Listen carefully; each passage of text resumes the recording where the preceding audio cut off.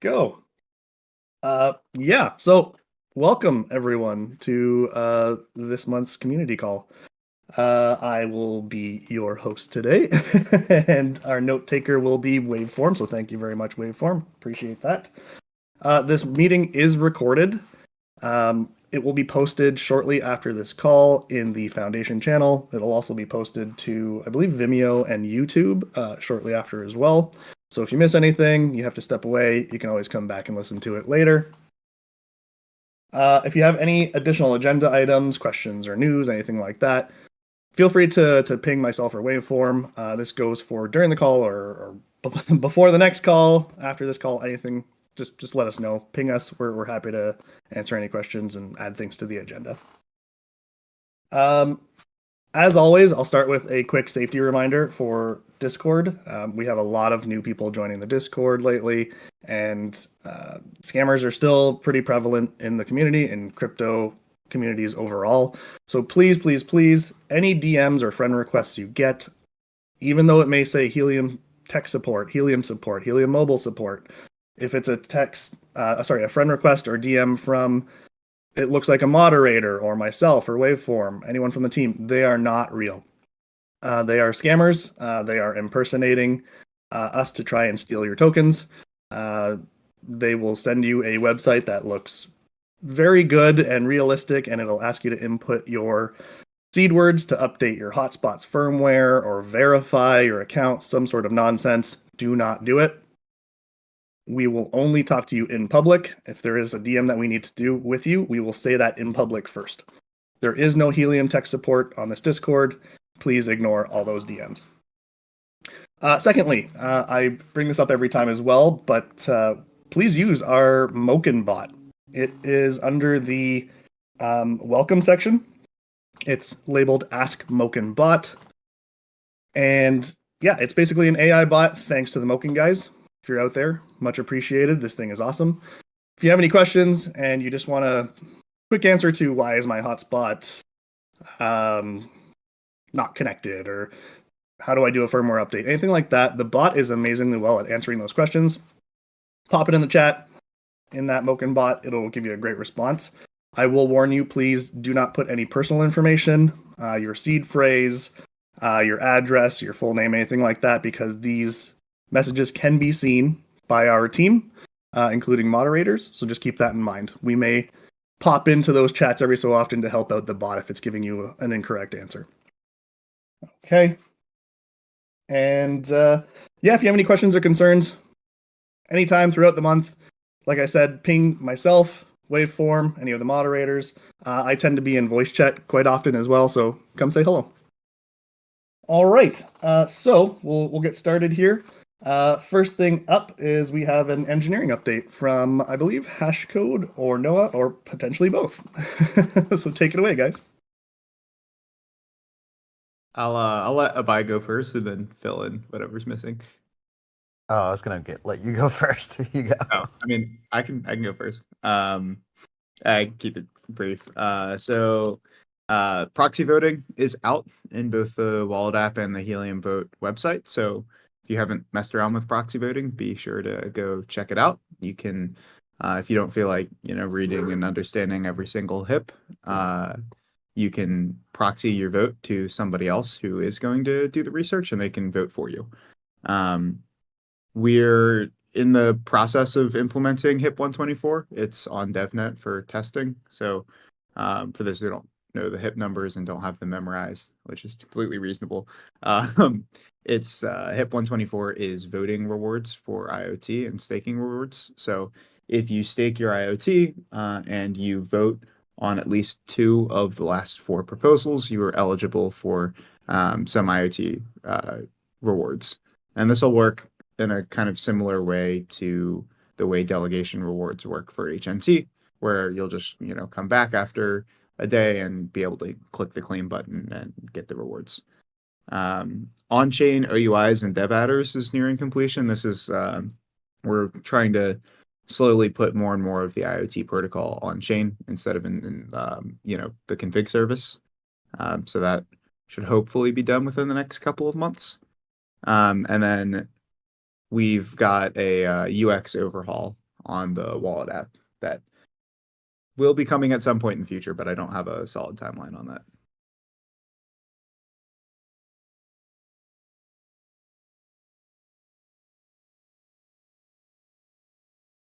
Cool. Thanks, Noah. And yeah, Hashcode, if you have an update for us as well. No other updates on engineering side. I mean, I think if it wasn't clear, one of the things that happened when we moved from the Helium L1 to Solana was that it actually became harder to create OUIs, which are this important thing that you need in order to send data on the IoT network on your own. And so we want to come back to that state where it's easy for people to be able to issue these on their own on Solana and just stand up their routers and start sending data.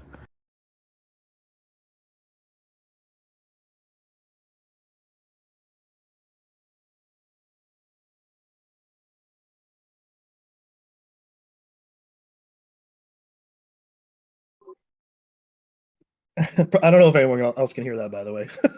There's that Halloween noise every time I mute and unmute. I apologize. If you can't, great. Just one more quick thing, by the way. I did post the agenda in the chat. Sorry, I missed that earlier. So if you're looking to follow along with us, the agenda is now posted in the chat in the sidebar there. Yeah, so just moving along here. Any more updates, Hashcode, on maybe HIPs implemented, anything like that, or Scott?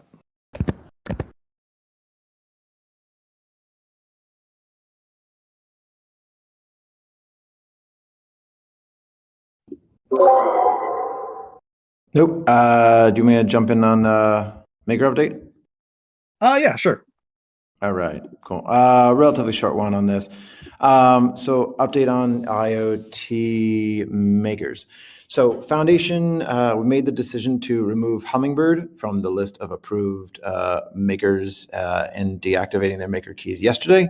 There's been a pattern of suspicious onboarding behavior. They had not been very responsive to Foundation requests, had been lagging on their DC top-ups. So generally speaking, don't view them as a strategic fit for the network in the long term. So in line with our contract that we do have with IoT makers, we made the call to remove them and inform them. As always, if you're seeing any significant patterns of questionable behavior, please alert the community managers. They are the front line and they can help to kickstart any sort of investigation or looking into any issues. But again, just kind of respecting their time. Please don't look for anecdotal outliers. Patterns are the most useful, helpful thing. That's about it on makers. Although one of the things, since I think they're up next on the agenda, a question came up around IoT working group grants. So I want to quickly cover on that. And specifically, what types of projects can be funded with grants from the IoT working group. Actually, sorry, I should pause and clarify for the broader group here. This was only discussed in the working group a few weeks ago. So Foundation allocated 10% of the IoT Ops Fund directly to the working group to deploy that at their discretion. This is an effort to delegate more of the investment in each sub-network to the working groups directly. So that is, so 10%, that's a little over 300 million IoT. And that's at the group's discretion. So, as far as what types of projects, really wanted to create minimal constraints around that. Anybody who, so Foundation is still the distributor of capital. So any recipient needs to obviously pass like a KYC. We can't work with any sanctioned country. But for the most part, I really want the group to try to drive a little bit of the strategy around that. But from my perspective, anything that benefits IoT network growth, which is certainly the things that we're still looking at from Foundation. So whether that is more education in the form of materials or events, docs improvements, there's a number of places there where we want to see some updates. Use cases, subsidies for service providers or deployers. Again, I look to the group to really try to drive where they see the priorities and where IoT can continue to grow and scale. And for anybody else that wants to get actively involved in that process, join the working group. But that is about it from me. So I'll keep an eye on the chat if anybody has any questions otherwise. Awesome. Thank you, Scott. Yeah, in regards to joining the working groups, there is a vote coming up for IoT working group. We'll get into that a little bit later, but you can always talk to Waveform, and he can help you get set up by submitting an application for the working group. We'll get into that after. Just bouncing back here, Hashcode, are you available to give us an update on V3 and HIP 124? Yeah, for Please. sure. Thank you. So the V3 proposal was something that came out now a month ago. There's a lot of feedback, obviously, and so I've been spending a bunch of time thinking through what the next steps look like there. Um, it seems like the HST proposal was pretty resoundingly favorable for at least the folks that were talking in Discord and a couple of folks on Twitter and other places as well. Trying to basically work with a couple of community members now to fit that into a larger proposal and actually propose it to the community. I think we'll probably have something in the next, let's say 2 weeks. I want to say a week or two, but let's say 2 weeks just to be safe. And that the larger community can review. This will come out as an actual HIP, and so it'll be a lot more formal than the sort of request for comment style thing that we had with the V3 website and things like that. So, expect this pretty soon. It will include some of the changes that were proposed around HST and things like that. So, I'm pretty excited. I know a couple of other folks are excited too. It's the reason why I just want to remind folks the reason why this isn't just like a completely work in the open proposal. It's really simple. It is economic, and we don't want to necessarily signal like a guarantee of anything happening. It's the RFC was that it was intended to be for comments, and there can always be folks reacting to that as soon as they're out. And so if you see all the bits along the way as it's being built, sometimes people will make assumptions that are not necessarily the final product. And also, any HIP still needs to be passed by the community for it to actually be implemented. So that's another thing that's just want to remind everyone, just because it's a HIP doesn't mean it's real. It's only real once it's passed.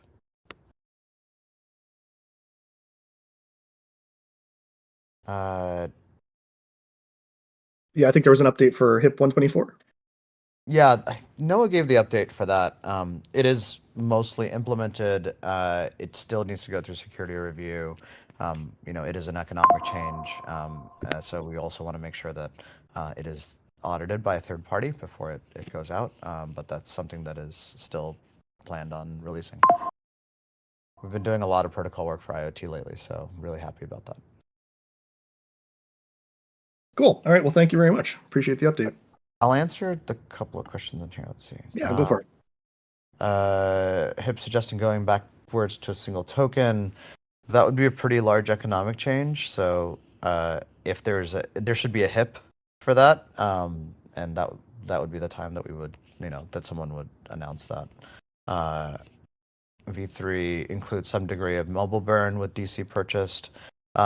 Again, another economic change, pretty significant one that would affect both tokenomics for HNT and for mobile in this case, or similarly, something like that for IoT.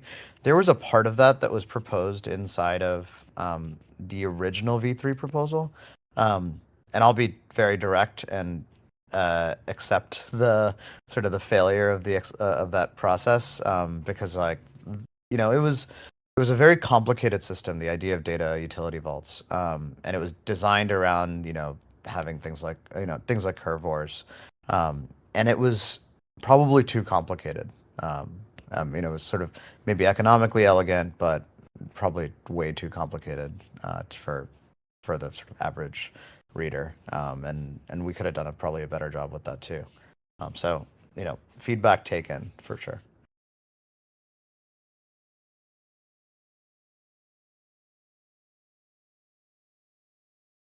Cool. Thank you very much. All right. Moving forward, we're going to get a update from the IoT working group. Joey, if I can get you up here. Awesome. Take it away.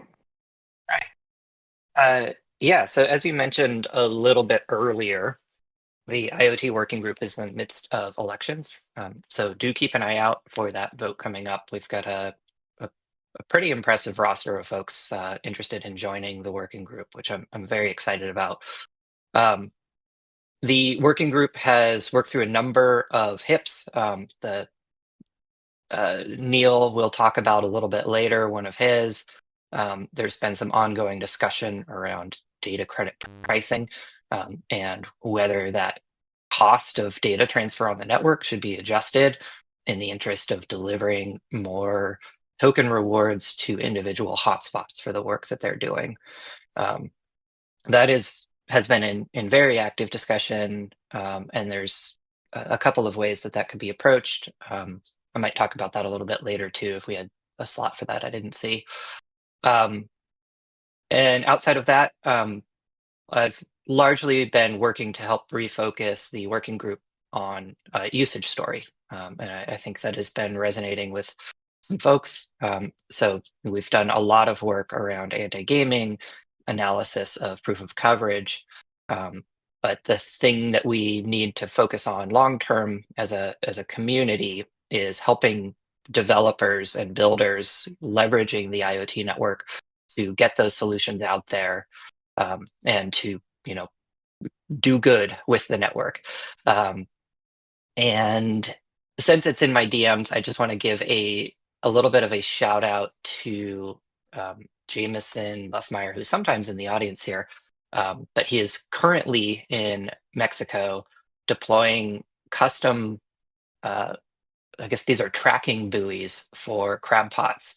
And he's working with the fisheries down there. And these all leverage the Helium IoT network to make sure that these crab pots aren't left in the ocean, because when that happens, they tend to catch in perpetuity until they eventually sort of break apart or rust apart or dissolve. So really cool use case built entirely on top of the IoT network. After I'm done talking here, I'll pull some pictures that he sent me because I'm just so excited to see the evolution of this project, because I think I've mentioned it here before. So anyway, a little bit of a divergence from general IoT working group stuff, but it gives you a sense of the focus that we are pushing on in that group.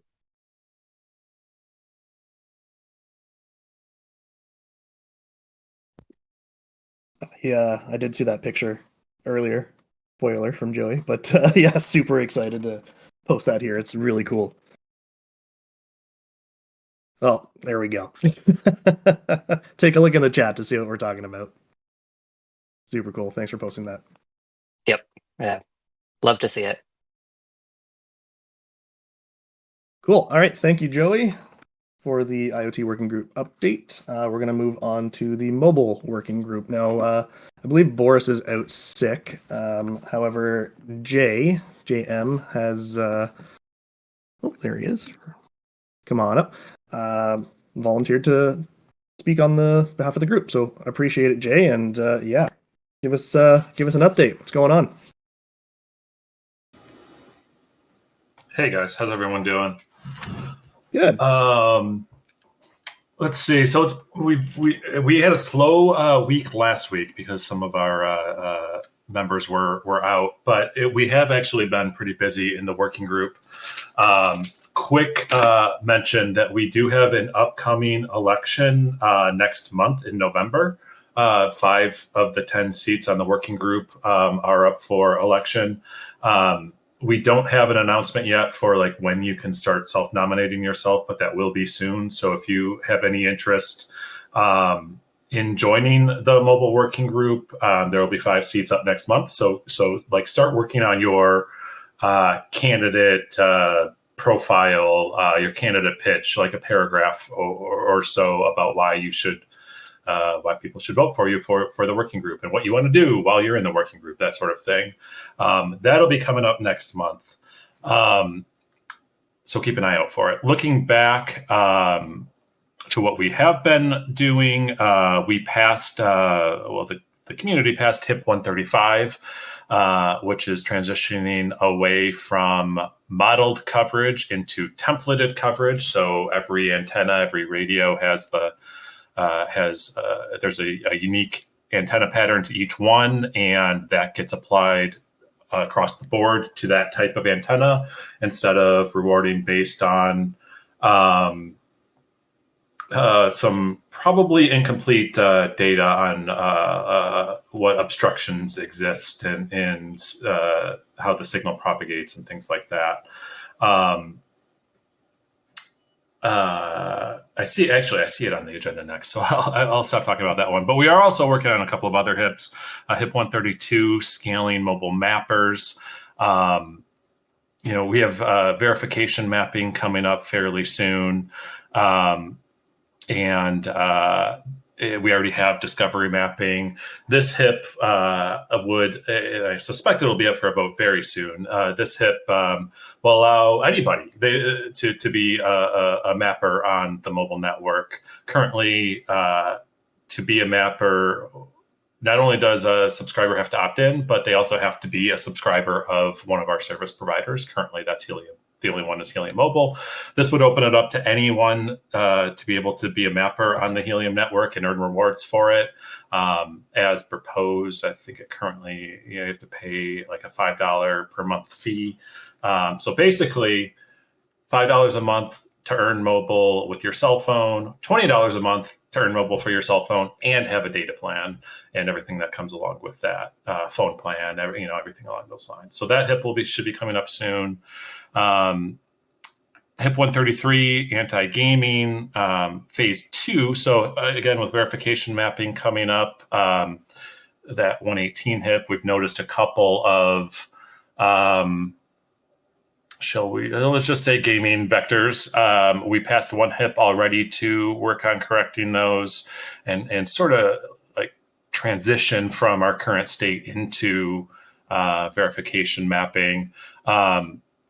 This HIP 133 is just the next step in that, in that sort of transition from or transition to verification mapping. I think it just needs a couple more updates, and that should be live for a vote soon. HIP 134, reward proof of coverage, rewards to hotspots that participate in the carrier beta. So if a hotspot is in a good location that a carrier thinks is a good location and it's offloading a lot of data, but it's not in a location that we have determined as a good location through various means, like HIP 103, for example, which is the footfall and urbanization maps. If this HIP would allow a carrier beta hotspot, if it has enough connections, passes enough data, to allow it to be rewarded for proof of coverage. So those are the things we're currently working on. More broadly, like with IoT, I hope that we can have a discussion about our operations fund and how we want to use that going forward. But yeah, that's pretty much an update. Happy to answer any questions.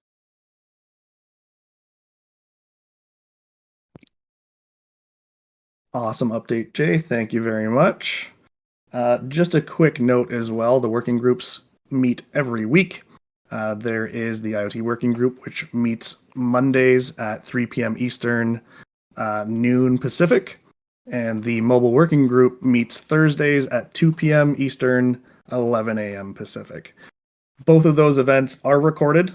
Their calls are posted shortly after the call completes in the either IoT working group channel or the mobile working group channel. You can find these events in Discord by clicking the Events tab on the top of your Discord, and it'll pop up in your local time zone. You can click the little icon, and it will notify you of when the call is happening. Please, please, please join. The more engagement from the community we get, the better. We'd love to see it. And like Jay said, as well as Joey, if you're wanting to participate in these working groups, please apply. It's fantastic. We want the feedback. And we want the participation. So join in anytime. I'll post some links in the chat in just a moment here as well as where you can find things. You can follow along with the working groups, by the way, in those two Discord channels that are called fishbowl channels. You're not able to type in there. However, the working group members are, and you can just follow along with the conversations that they're having. Excuse me. Okay, moving forward. I don't know if we've got JHBR or Mad Ninja. I'll pause there for 1 second to speak on Mobile Hip 135. Just pause for 1 moment there. Mobile Hip 135, by the way, is transitioning to templated mobile coverage. I don't see them online at the moment. Okay. So we'll move ahead and we'll circle back if JHBR or Mad Ninja happen to pop in later on. Okay, we're going to move to new hips and updates. First one up from J Hella. Mobile Hip 134 reward mobile carrier beta hotspots. I know we were just talking about this in the mobile working group. J Hella, are you out there to speak on this one?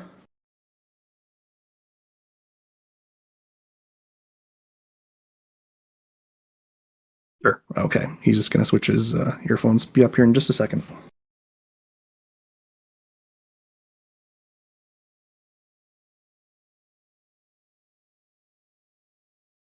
There you go. Come on up. Hey, can you guys hear me okay? Yep, can hear you great. Awesome. Yeah, I can't remember if we spoke about this one last time or not because it's kind of lingered for a bit, but I think we're getting pretty close. That being said, a quick overview of this HIP is the primary objective of this HIP is to allow hotspots that may not be near Helium mobile subscribers, but providing productive carrier offload to receive normal POC. So right now there are a number of hotspots, even in say well-populated areas like New York City, that are contributing carrier offload, lots of unique unique connections from these carriers. But however, for whatever reason, are just not near Helium mobile subscribers, since the U.S. is a very large place in terms of land, and there's only so many Helium mobile subscribers at this point in time. So that's the primary objective of this HIP, and what's proposed is that any indoor or outdoor hotspot that serves at least 25 unique connections on a rolling 7-day average will be able to earn POC. Furthermore, as part of that, as a part of this HIP, those hotspots would also not be penalized by HIP 103. So, for example, there could be, gaps, say, in urbanization maps from HIP 103 that don't properly account for high footfall areas and maybe a smaller town or city. If your hotspot is contributing through carrier offload, you're no longer penalized through HIP 103. So kind of some baby steps in working towards a more utility-centric framework, but certainly not anything that's going to really probably significantly rock the boat in terms of rewards. In terms of a status update, I did finally catch up with Mad Ninja on Friday in voice chat, and he made a couple of suggestions and changes to the HIP. Nothing super material, but probably we'll save those details for the mobile working group committee tomorrow. So, yep, if you have any comments or questions or feedback, please post in the channel. But those are the high points. Great, thank you, Jay Hella. I just posted a link to the HIP 134 channel in the chat, so yeah, post your comments in there. Okay, we're going to move on to HIP 136, titled Eliminate IoT Rewards for Redundant Coverage. No one at all, are you, I like that name, are you out there and able to speak on it? Let me just do a little ping.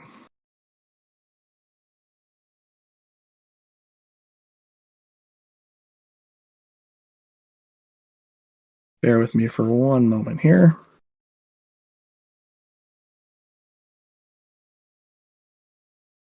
He was around earlier, but I can't see him there now. Yeah, I thought I did see him as well. Middle of the day, people obviously are busy with work or school or whatever it may be. So I completely get it. Oh, looks like he's responding. The main important thing that is mentioned that people need to be aware of, and thanks to Ryoba for getting some data on this, is that it doesn't affect a large proportion of all current witnessing. It only affects beacons that have more than 14 witnesses. Yeah, I think there was some confusion there based on what I was reading in the channel as well. I think that's a good distinction. And it affects it per beacon, not per day or per hotspot. So you could be affected by this hit for one beacon and never be affected again for a whole month. Right. Oh, he's here now. Looks like he joined up. I think he said he's just switching to his iPad. Oh, I think we might be good. Whenever you're ready, go for it.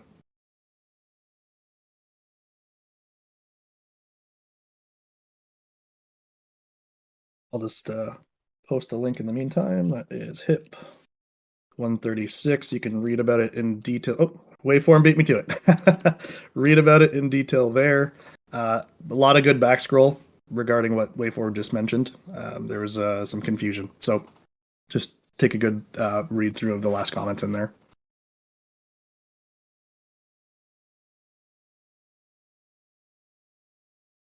Oh, looks like we lost him. He might be swapping out his device. Let's give him just another minute here.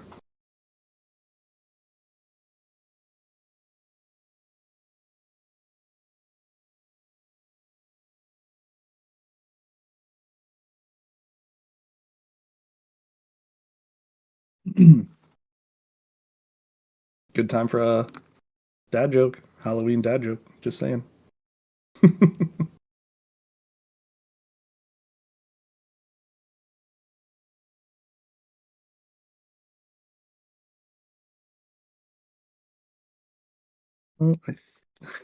Why don't mummies take time off?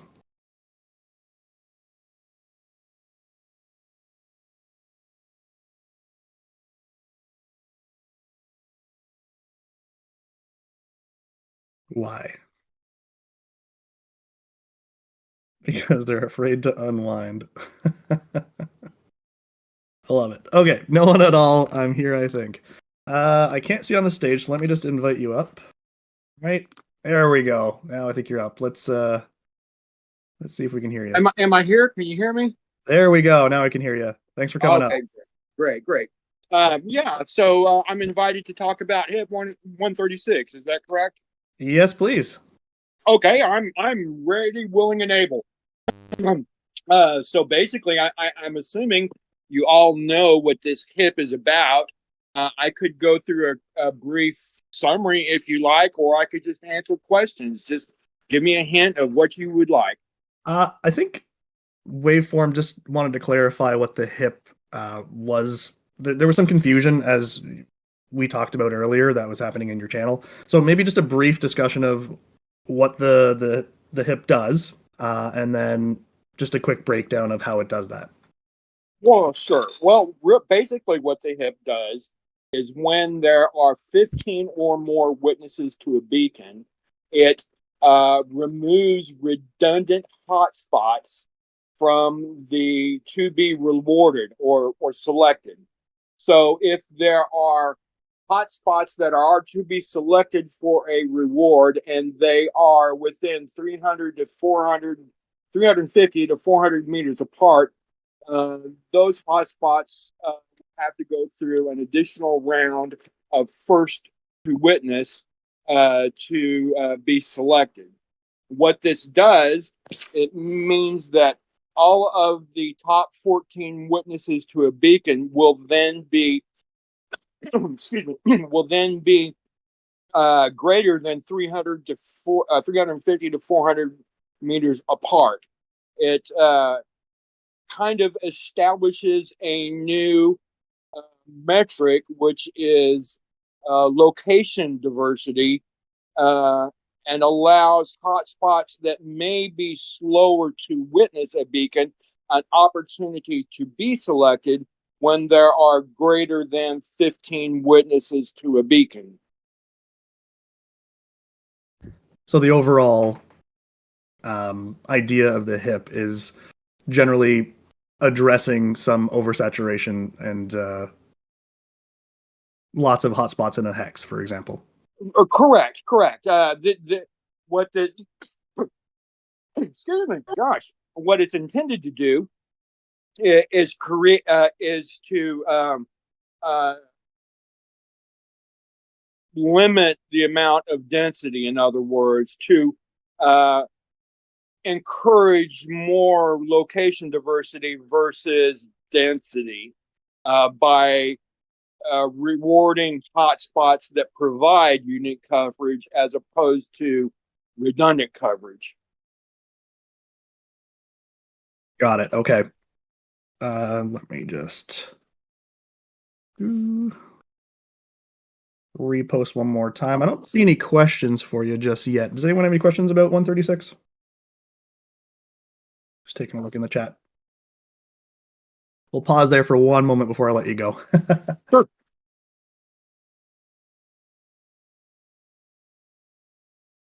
I see several people are typing, so let's see.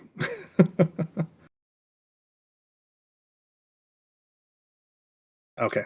So if you want to address any of those questions in the chat, feel free. As far as I know, as far as the implementation details of this, it seems to me a rather easy thing development wise to do, but that is only my own feeling about it. So I don't really have a good idea of what the implementation details would be, except that it just seems that it's not that difficult a chore.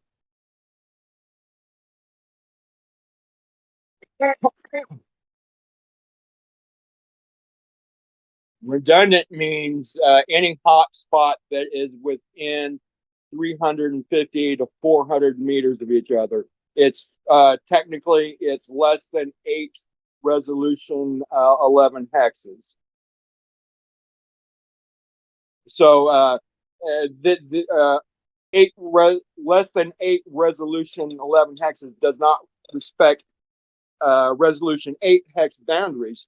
So hotspots could very likely be in different res 8 hexes, yet still be within less than 8 resolution 8 or 11 hexes apart.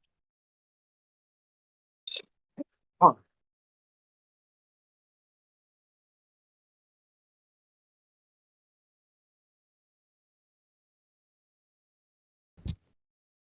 Perfect. Yeah, just watching the chat for any more questions here.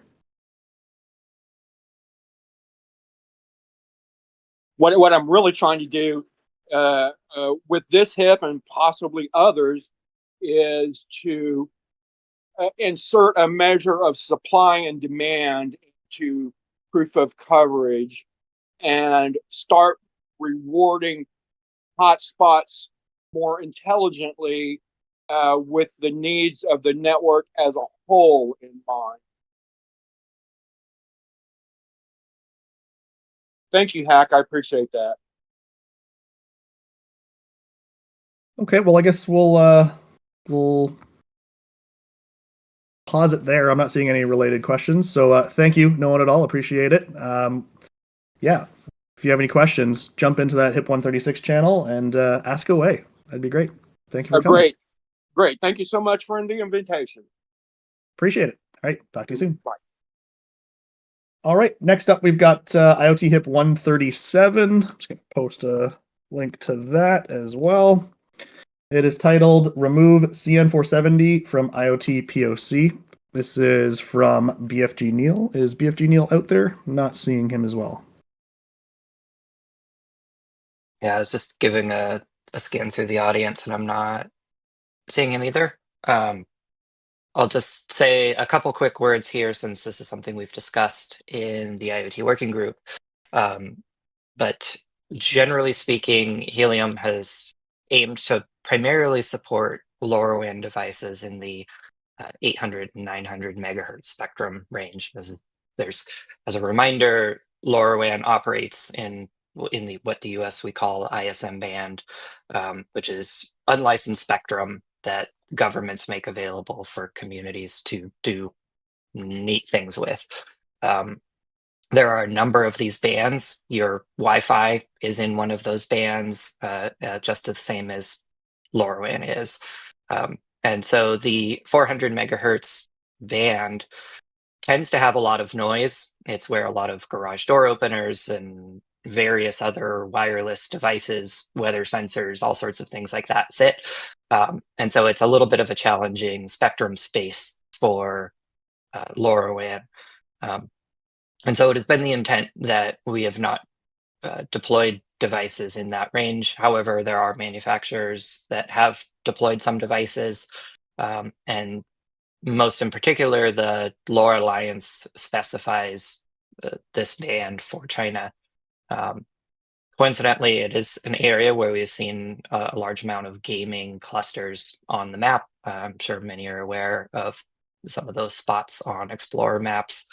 And so this HIP seeks to just fully remove CN470 from any proof of coverage considerations so that none of that activity would be sort of recognized or rewarded.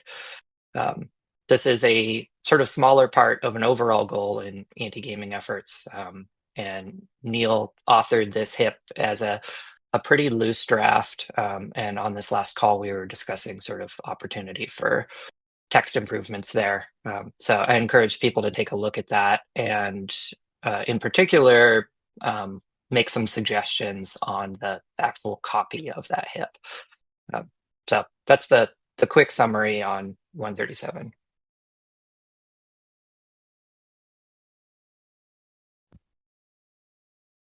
I appreciate you giving an update on that. Thank you very much. Again, you can join the conversation. Oh, sorry, go ahead. Yep. I see Neil in the audience now, so maybe he got pinged, but Neil, hopefully I covered that well.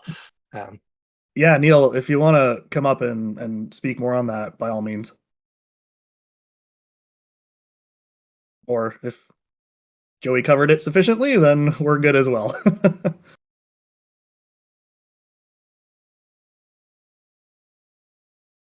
All right, we'll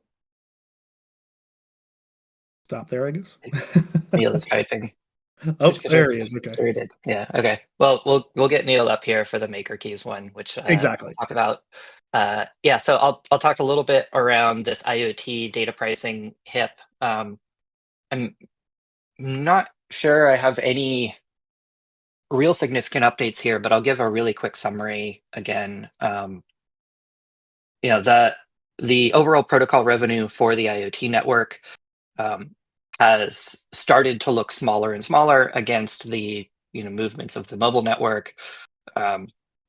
This is in stark contrast to the actual utility that is being offered through the IoT network, which is several million messages sent daily for a wide range of clients and devices.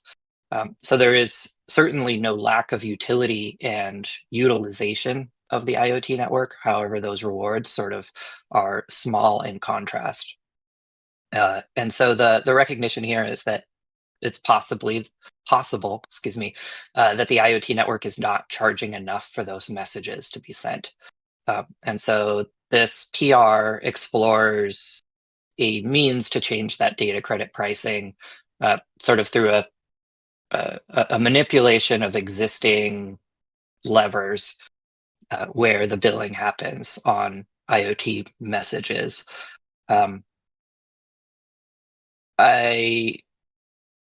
If this is something that is interesting to you, whether you think this is a good thing or a bad thing for the network, I'd encourage folks to get into the IoT data credit, IoT DC pricing discussion. There's a channel set up for this. We've had a lot of really good input from device deployers, small to large network operators. And so all of that has really been helpful in shaping this discussion. So anyway, if folks are curious about that, jump into that discussion as well. And let's call up Neil to talk a little bit about this Maker Keys one. Yeah, Neil, if you want to come up, I'll send you an invite here. There you go, and I'll just post a link to the PR, which is labeled "Remove unused keys from makers in bad standing." Hello. Sorry, I missed the last tip. I Oh, didn't hear what you said, so it's I a assume you covered it all. confusing week where there's two different time zones, so or two Yeah, yeah. different overlapping time zones. Anyways, yeah, I'm gonna post a link, but yeah, take it away. Yeah, so there's been a few instances in the last few weeks of makers onboarding like 150 hotspots. There's a couple of manufacturers that are onboarding like 30, 40 hotspots a day and have been for a period. One of them is Hummingbird. I think some action's being taken there, but the onboarding server has a lot of keys. If we were to do anything about gaming and not deal with that list of keys, they could just pop up more than are on the network right now. So I think it was a rough total. It was a rough list. Basically, there was more than is active on the network right now. So if we tackle gaming, and particularly like with the CN470 hip, where we're going to remove some hotspots from the network, if they change country, they could just easily stand them up again if they have access to them. We're guessing a lot of the time. But the very fact that onboarding server has it equates to something like £23 million worth of onboarding credits need to be paid. So that list is astronomical in size and just couldn't exist. There are some makers on there that are really hard to deal with, and I totally understand that. Bobcat, probably quite a large proportion of those are legit and they went out. But there are some makers I feel like we need to do something with it. So it's where do you draw the line? For example, if you left those bobcats on there, they're not going to have a great time if they've been off all this time and they've not been on for a year. They're not going to be able to get firmware on, for instance. So there is a case to say, well, they should refund to the manufacturer, but there is going to be fallout from this. So maybe it evolves into something that we say we remove the keys for certain makers and other makers we leave and try and do some cleanup in front of everyone so you could see it. If you look at the onboardings of makers recently, there's a nice June report. You can see the issue, and the question has been raised: have they got enough to pay for all of this? And one of the big ones is I've been working with someone looking at anti-gaming. There's a particular group that are gaming the network that are making about £100,000 a month, dollars, sorry. So they can easily afford these onboards to do these big waves that they have been doing, and they could do a lot more of it. So they kind of go hand in hand together, my two hips. That's why I want to do it. I want to block this big gaming group in China. I'm not saying they're from China, and no disrespect to Chinese people. This is just where this issue is happening. There's next to no data transfer there, and these wallets are feeding hotspots to these networks. So we have to do both. I'm not saying that I think wiping all of the keys is the best idea, but we do have to pick makers and start turning them off. I think that covers it.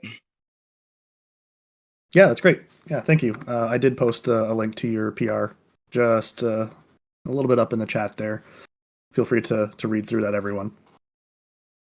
Okay, and we are going to move to next hips up for voting. And I guess waveform, if you want to touch on this one. So it would be mobile hip 132, scaling mobile mappers. Yeah, I just put that one in there. I thought this would probably be the next one up for voting, and we'd get confirmation if Zero tweets. Boris wanted it, but he can't make it as he's not well today. So can't ask him if he thinks it's ready yet. Got it. And Okay, so we'll just... Ninja's not around to answer on his behalf either. So I'm a bit stuck there. Okay. We'll put a pin in that for now, I guess. Yeah. Okay, well, I guess that actually brings us to the end of the call. No hips are currently voting. So if there's any other questions, feel free to post them in the chat. On that note, I think it's good to mention again that today, I believe Waveform, is that correct? That it's the last day to get your nomination in for the IoT working group. So if you're interested, get that in today. Yep. Perfect. Okay. And Mr. Unbox keeps asking about an update on HIP 130, and there isn't anyone in free today to do that update. Got it. Yeah. And I'm seeing a question regarding Telefonica. Again, I believe that would be Boris, who is unfortunately out sick. So I don't have any comment on that myself. We'll have to, for him to come back and give us an update. Just taking a look through the chat here to see if there's anything else.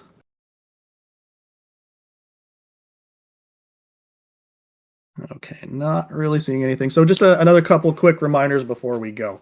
Again, IoT Working Group nominations, get yours in today if you're interested. Mobile Working Group is having their 5 seats are up for vote next month. So if you have any questions about that, tag myself, Waveform, or anyone in the Mobile Working Group. They can help you out. Lastly, this call, again, is recorded. It'll be posted shortly after here in the Foundation Discord channel. It'll be posted to YouTube and Vimeo.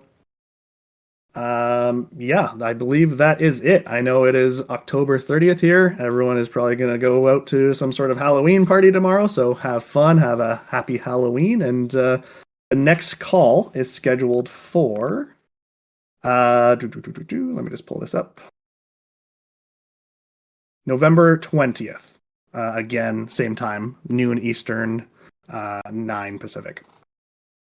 So thank you everyone for joining, all the speakers. Thank you very much for jumping in here, and we'll see you next month. All right. Thanks everyone. Happy Halloween.